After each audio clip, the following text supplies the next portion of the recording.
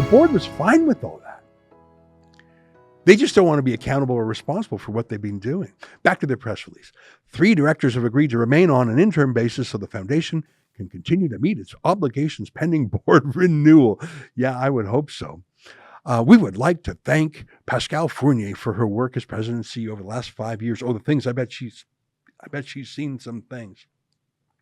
If Pascale Fournier was the CEO for the last 5 years, she can't just run and hide. Everything she did must be scrutinized. Forensic auditors must be called in to review everything. This is the money laundering arm of the Liberal Party and the Trudeau family. And frankly, a lot of that money is ours. $125 million from taxpayers 20 years ago. It's worth about $200 million now. $125 million, sorry. It was given to the biggest wastrels and leeches in the country, the biggest mooches. What are they doing? You know, I've just got to show you how Justin Trudeau reacted when he was asked about this twice today. And he told similar lies. It looks like he's been synchronizing his messaging with the Trudeau Foundation. Here's the first time he was asked about it. And he had his down pat lines. Tell me if you can spot the 2 lies here. Here's Trudeau being asked the first time. Mr. Trudeau, Catherine Ellsworth with Global News here. This is in regards to a Trudeau Foundation question. The entire board and the CEO of the foundation resigned this morning. They cited the recent politicization of their work. Are you concerned about the long-term stability of the organization and that the fallout from allegations of foreign interference is extending beyond your government?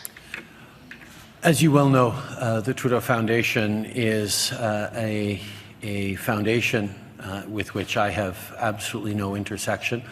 It was established to promote knowledge and academic research into the humanities following the death of my father, and has had an extraordinary impact on academic institutions and on brilliant Canadians. It is a shame to see the level of toxicity and political polarization that is going on in our country these days, but I am certain that the Trudeau Foundation will be able to continue to ensure that research into the social studies and humanities at the highest levels across Canadian academic institutions continues for many years to come.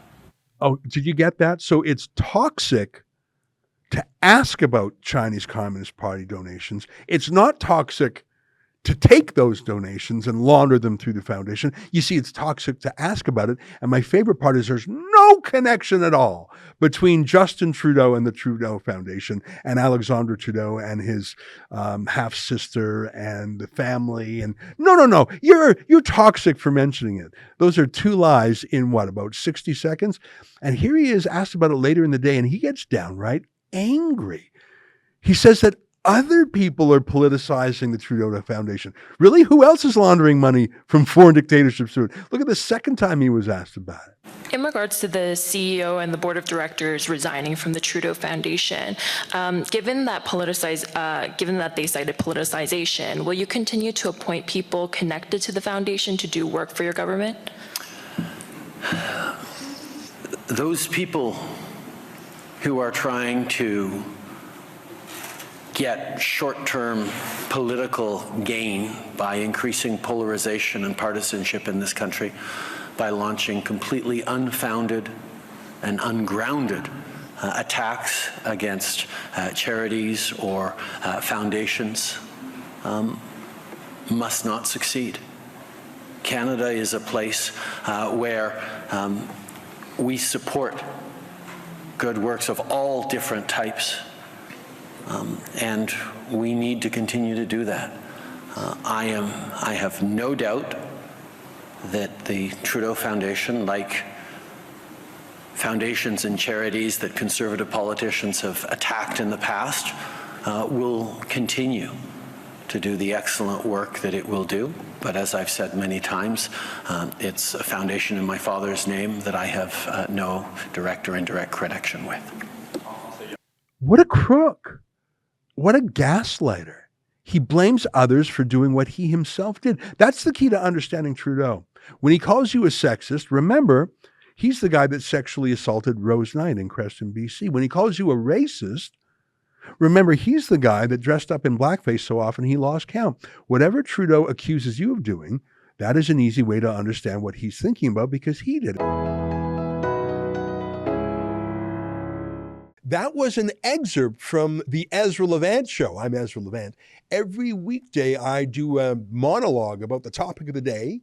Then I interview a fascinating guest either in studio or via Skype. And then I read your mail, whether it's fan mail or hate mail, which is sometimes even more interesting.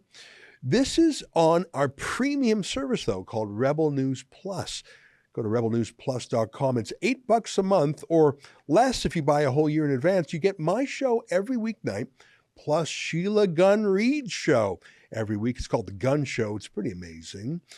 You know, we rely on you because we do not take a dime from the government. In Canada, that makes us almost unique. So please help us out and help yourself to some great journalism at rebelnewsplus.com.